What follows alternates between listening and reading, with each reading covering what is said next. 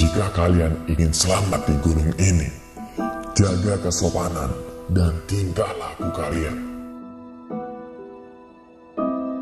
Dalam keheningan itulah, Vina mencium bau yang sangat busuk dan amis, seperti bau bangkai.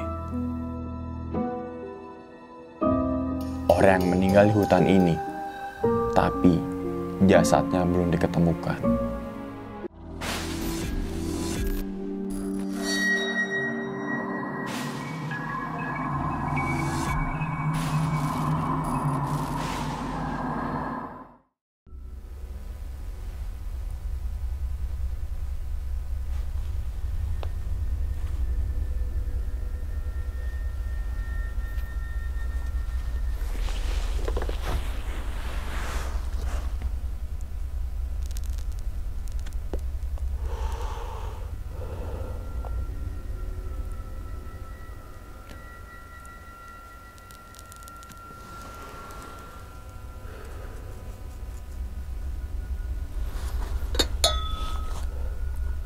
Bismillah.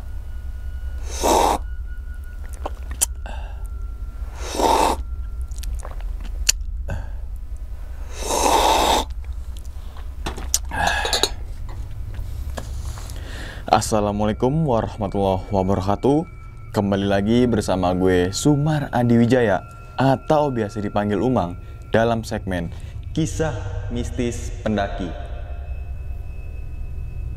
Keberadaan gunung dan hutan memang terkenal akan mistis dan horor. Oleh karena itu, tidak aneh banyak kesaksian para penjelajah maupun pendaki gunung memiliki kisah horor di setiap perjalanannya. Gunung Tambora memiliki ketinggian 2.851 mdpl yang terletak di Pulau Sumbawa, Nusa Tenggara Barat. Secara administratif, gunung ini masuk ke dalam dua wilayah kabupaten, yaitu Kabupaten Dompu dan juga Kabupaten Bima. Gunung Tambora mempunyai 4 jalur pendakian, di antaranya adalah jalur Pancasila, Doro Canga, Kawindatoi, dan juga jalur Piong. Meletusnya Gunung Tambora 200 tahun yang lalu ternyata menyimpan berjuta cerita. Salah satu cerita yang beredar di masyarakat adalah legenda mengenai raja di Tambora yang berbuat jahat kepada seorang ulama hingga menyebabkan gunung setinggi 4.300 mdpl itu meletus. Konon, lebih dari 2 abad yang lalu, ada seorang ulama yang membawa ajaran Islam ke daerah Tambora. Ia selalu melarang warga setempat untuk makan daging babi dan juga daging anjing karena diharamkan dalam ajaran Islam. Raja Tambora kala itu tak tahan dengan larangan tersebut. Ia kemudian mengerjai seorang ulama dengan mengundang makan daging.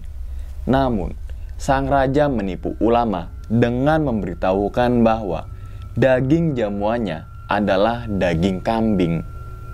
Setelah jamuan habis dilahap oleh ulama, raja memberitahukan bahwa daging tersebut adalah daging anjing.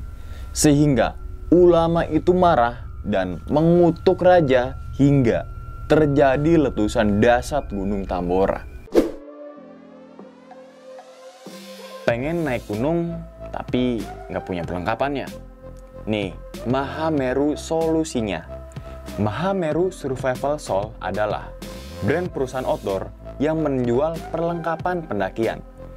Ada banyak pilihan produk nih untuk para pegiat, backpacker, ataupun pecinta alam, seperti jaket, meja, tas, celana, sendal, dan lain-lain. Desainnya juga aman, nyaman, serta kekinian. Untuk informasi pemesanan, kalian bisa langsung mengunjungi ke marketplace yang tersedia. Kita langsung masuk aja ke dalam ceritanya. Ngopi horor segera dimulai.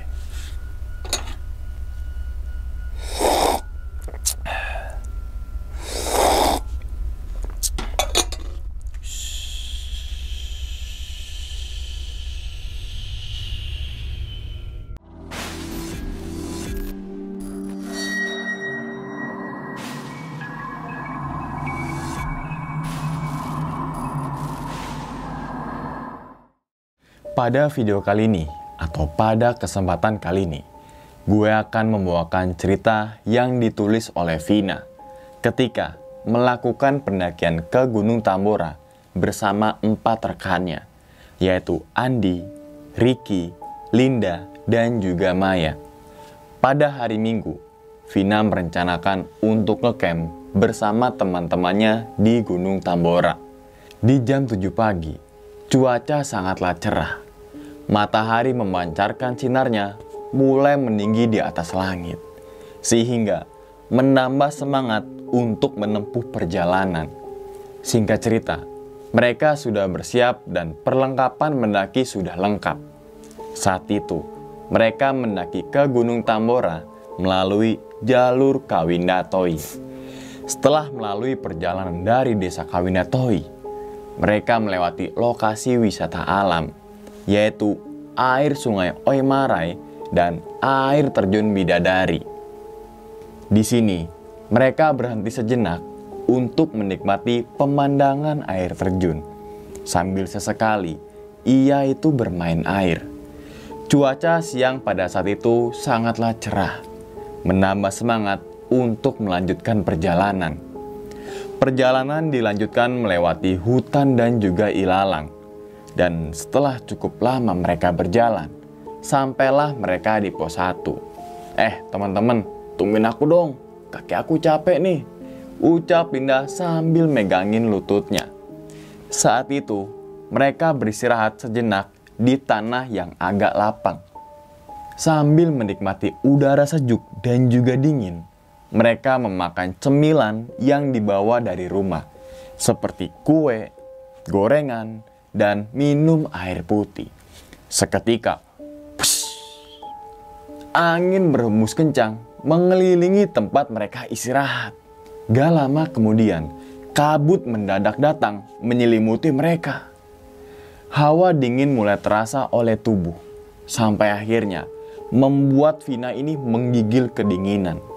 Beruntung, berkat jaket yang Vina pakai, bisa sedikit menahan rasa dingin itu.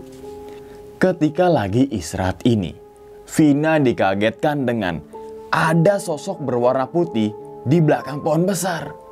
Dan sambil ngeliatin ke arah Vina. Seluruh badan sosok itu dibungkus oleh kain yang berwarna putih. Ternyata itu adalah sosok pocong. Saat itu Vina langsung ketakutan dan mengalihkan pandangannya ke arah temennya. Kemudian Linda nanya ke Vina, "Kamu kenapa, Vin? Kok panik gitu kayak orang ketakutan?" "Aku nggak apa-apa kok, Lin. Mungkin karena aku kecapean aja kali ya." "Ya udah, Vin, makan dulu nih. Habis itu kita lanjut jalan lagi," imbuh Andi sambil nyodorin cemilan. Gak lama setelah kemunculan pocong itu, tiba-tiba ada suara serak, serak, serak, serak. Suara tersebut seperti langkah kaki manusia dan dari asal semak-semak belukar. Namun, gak ada siapa-siapa. Kondisi saat itu sepi dari pendaki dan hanya rombongan Vina aja. Suara langkah kaki tersebut semakin terdengar jelas di telinga Vina. Dan matanya Vina terus ngeliatin ke arah semak-semak. "Vin, kamu lihat apaan? Dari tadi bengong mulu." "Itu dimakan dulu, habis itu lanjut jalan lagi." "Gak lihat apa-apa kok, cuma lagi melihat pemandangan aja." Setelah beristirahat, mereka melanjutkan perjalanan ke pos berikutnya. Dalam perjalanan ini, kabut masih terus menyelimuti. Suasana di hutan terlihat sangatlah gelap karena gak ada cahaya matahari yang masuk di celah-celah antara pepohonan. Langit juga mulai mendung, sepertinya akan turun hujan. Sekitar 30 menit berjalan, kaki Maya rasanya terasa berat untuk melangkah. Dan tiba-tiba, ternyata Linda terjatuh karena kakinya terpleset. Tubuhnya ini tergeletak di tanah dan sambil meringis kesakitan. Saat itu, Ricky langsung menarik tangannya Linda dan menuntunnya untuk berdiri. Angin berhembus semakin kencang. Hawa dingin terasa menusuk ke dalam tulang. Dan di saat berbarengan, terdengar suara langkah kaki yang sangat ramai. Di sini, mereka berlima hanya lihat-lihatan. Lalu, Ricky ngedipin matanya sebagai isyarat agar berhenti dan jangan ngomong. Suara langkah kaki tersebut terdengar semakin mendekat. Vina berpikir suara langkah kaki itu adalah rombongan dari pendaki lain. Namun, gak ada tanda-tanda akan kemunculan dari mereka. Hanya kesunyian dan juga sepi. Rintik hujan gerimis sudah mulai berjatuhan. Suara burung berkicau saling bersautan di atas rimbunnya pohon. Mereka masih terhenti di tengah hutan dan melangkahkan kaki secara perlahan. Baru aja beberapa menit mereka berjalan, tiba-tiba Vina ngelihat sosok pocong lagi berdiri di balik pohon. Pocong tersebut bermata merah, wajahnya pucat, dan terus ngelihat ke arah Vina. Saat itu, Vina langsung mengalihkan pandangannya ke arah depan dan tetap fokus berjalan. Dan gak lama kemudian, Vina ngelihat sepintas ada sosok berwarna putih melayang di atas pohon. Namun gak kelihatan begitu jelas. Dan mereka tetap berjalan menyusuri jalur pendakian. Dan di sini Vina masih merasakan sekujur tubuhnya merinding seperti ada sesuatu yang memperhatikannya. Di tengah perjalanan, mereka ini berhenti karena Ricky ngeliat ular yang lumayan gede di atas ranting pohon. Dan setelah itu, Ricky ngelemparin beberapa batu besar untuk menimpuk ular tersebut. Duh! Hingga akhirnya ular tersebut terluka di beberapa bagian tubuhnya. Untung ular itu udah pergi. Soalnya aku takut banget ya sama ular. Gak boleh gitu Ki. Jangan menyiksa hewan. Gak baik. Ujar Maya menasehati si Ricky. Setelah itu mereka melanjutkan perjalanan menuju ke pos berikutnya. Dan berselang 5 menit berjalan, tiba-tiba brah! Tolong, tanganku sakit nih, kayaknya patah. Ternyata Ricky ini jatuh karena terpleset tanah becek akibat guyuran air hujan. Kamu sih tadi nimbukin ular yang gak bersalah, kena batunya kan. Hus, Linda, kamu gak boleh gitu ngomongnya, imbuh si Vina. Akhirnya Vina ngobatin tangannya Ricky dan diperban menggunakan kain. Ketika Vina lagi ngobatin tangannya Ricky, lagi dan lagi, Vina dikagetkan dengan sosok penampakan, yaitu sosok memakai baju putih, rambutnya panjang, dan melayang di atas pohon. Sepertinya itu adalah kuntilanak.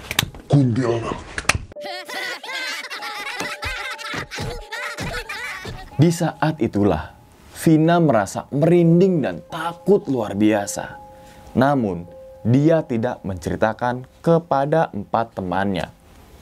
Melihat kondisi luka tangannya Ricky yang parah, mereka memutuskan untuk istirahat sambil nunggu keadaan Ricky agak mendingan. Dan di saat istirahat ini, Vina ngeliat lagi ada pria parubaya memakai tongkat dan berbaju putih. Assalamualaikum. Waalaikumsalam, Pak. Jika kalian ingin selamat di gunung ini, jaga kesopanan dan tingkah laku kalian. Jangan pernah mengganggu hewan yang ada di hutan ini. Maksudnya apa, Pak? Salah satu teman kalian sudah mengganggu ketenangan hewan di sini. Hati-hati, bisa fatal akibatnya.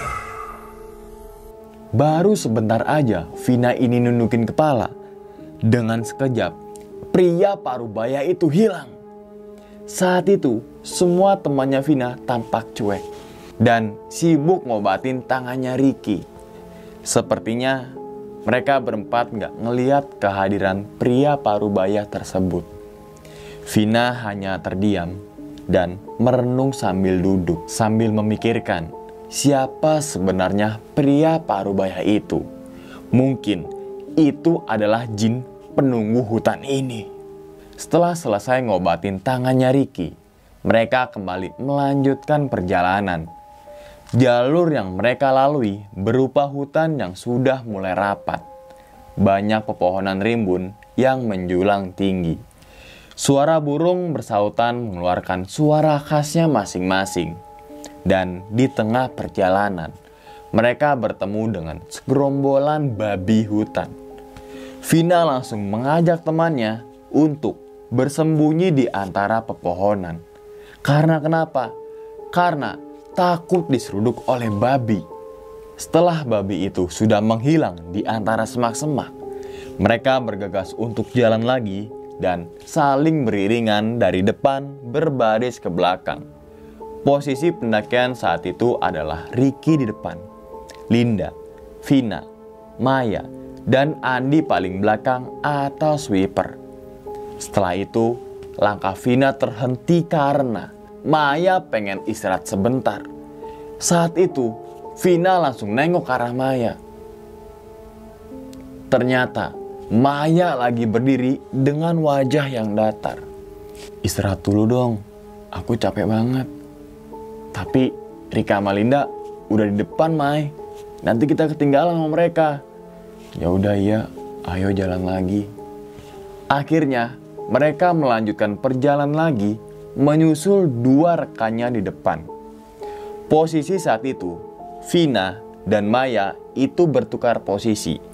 Maya di depan, Vina dan Andi paling belakang. Sedangkan Ricky dan juga Linda udah jauh gak kelihatan dari pandangan mereka. Semakin Vina jalan, terasa seperti ada yang beda. Yaitu Maya sama sekali gak ngomong seperti biasanya. Padahal Maya ini orangnya cerewet dan suka bercerita. Vina dan Andi terus berjalan mengikuti langkah kakinya Maya yang berada di depan.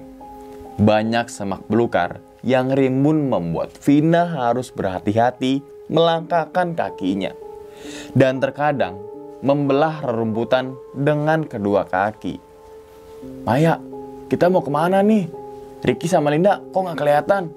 "Iya nih, dari tadi kita muter-muter doang di sini, Mai," imbuh Andi dengan wajah kesal. Maya yang mendengar perkataan dari si Vina dan juga Andi hanya terdiam sambil menatap wajahnya Vina dan juga Andi dengan wajah yang sangat datar. Saat itu Vina memutuskan untuk berhenti sejenak sambil memikirkan tentang si Maya. Kok dari tadi jalan Maya gak ngomong ya? Mungkin Maya kecapean. Angin kencang seketika berhembus menyapu wajah mereka. Dan daun kering berterbangan melayang di atas permukaan tanah. Melihat kondisi saat ini membuat Vina menjadi heran. Padahal dari tadi cuacanya baik-baik saja. Di sini Vina mengajak untuk istirahat dulu sambil nunggu Ricky dan juga Linda. "Mai, kamu kok dari tadi diam mulu sih? Ngobrol dong, biar rame." Namun Maya hanya duduk di tanah dan wajahnya itu nunduk. Dalam keheningan itulah Vina mencium bau yang sangat busuk dan amis, seperti bau bangkai. Tapi Vina gak tahu bau busuk itu dari mana asalnya. Saat itu Vina langsung nutupin hidungnya dan sambil ngedipin mata ke arah Andi. Sebagai tanda memberi isyarat tentang apa yang dirasakan oleh si Vina. Namun Andi malah ngeliatin Vina dengan sedikit heran. dan sambil nutupin hidungnya juga. Ternyata Andi juga merasakan hal yang sama seperti Vina, yaitu mencium bau busuk dan juga amis. Mata Vina terus ngeliatin di tempat ia istirahat, ngeliatin ke kanan, ke kiri, ke atas. Untuk apa sih? Untuk mencari sumber bau busuk itu. Tapi tidak membuahkan hasil.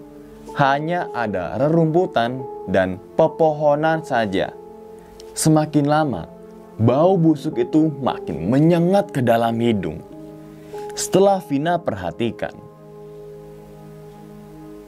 ternyata bau busuk dan amis itu adalah tubuhnya Maya. Kemudian Vina dan Andi perlahan-lahan itu mundur untuk berpindah tempat istirahat dan menjauhi si Maya agar gak mencium bau busuk lagi. Angin berhembus kencang. Andi tampak menutupi wajahnya dari terpaan angin itu.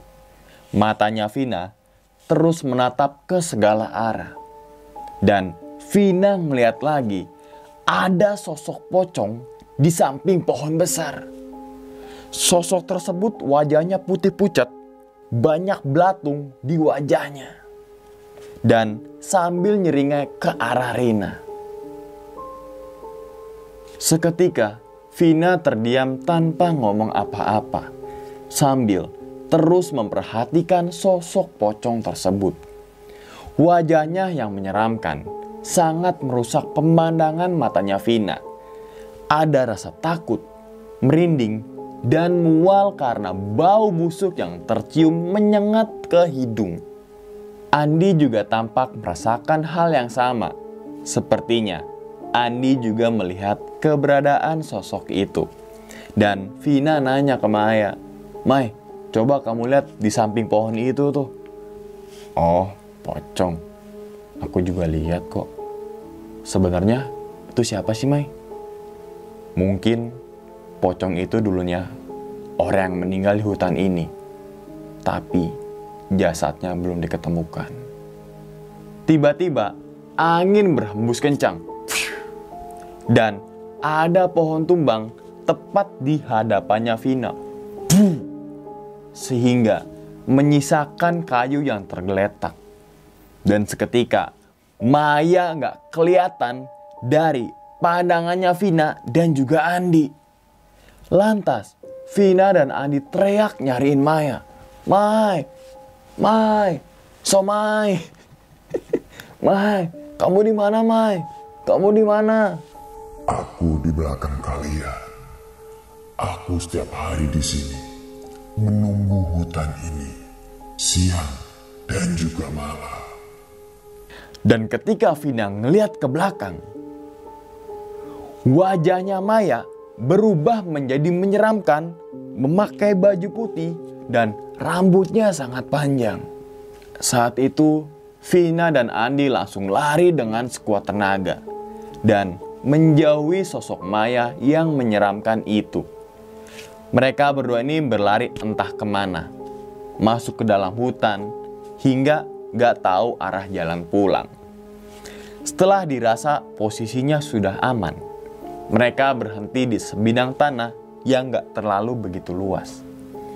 "Kayaknya kita tersesat deh. Ternyata itu bukan Maya beneran.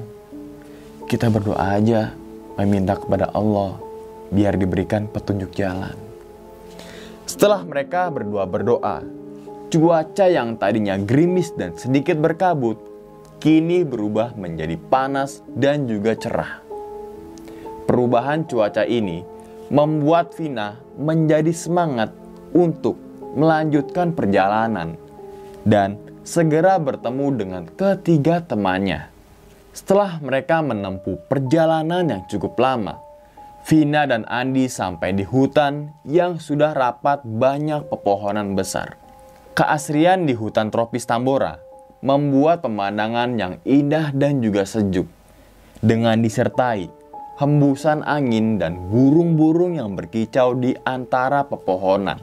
Saat itu, Vina merasa sangat haus, sedangkan stok minum hanya tinggal sedikit.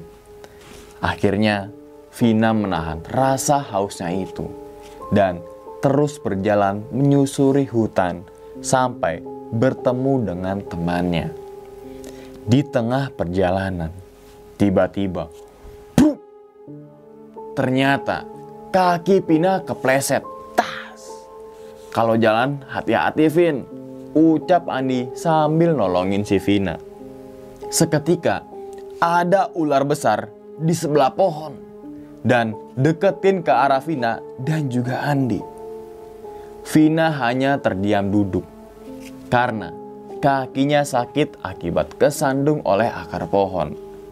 Vina ini berusaha sekuat tenaga untuk bangkit dan ingin menjauh dari ular besar itu. Tapi semakin Vina bergerak untuk bangun, ular tersebut semakin mendekat ke arahnya.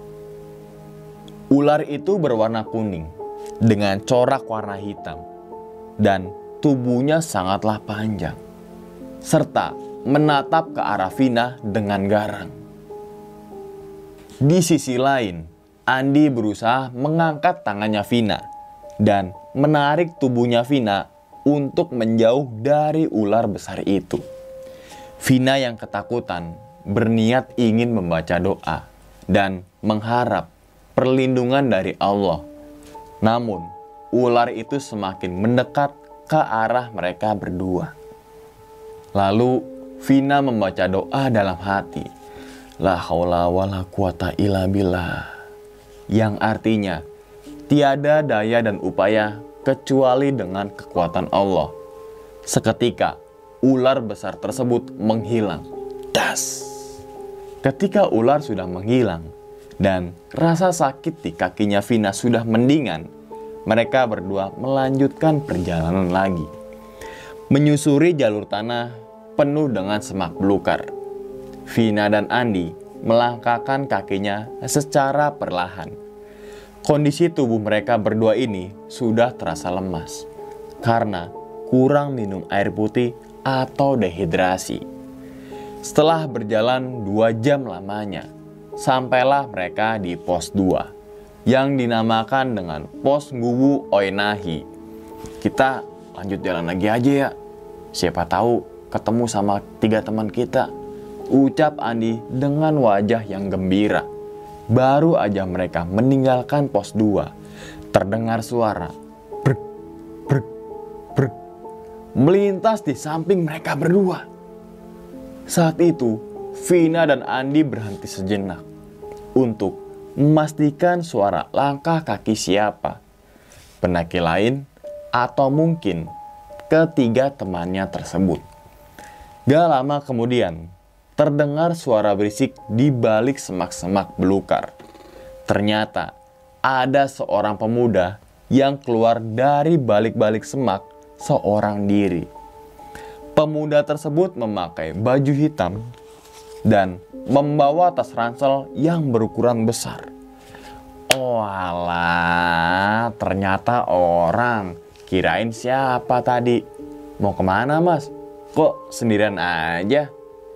Namun, pemuda tersebut hanya diem aja dan terus berjalan sambil nunduk. Angin tiba-tiba berhembus kencang, menggoyangkan pepohonan dan juga rerumputan. Awan di atas langit berubah menjadi mendung berwarna hitam gelap.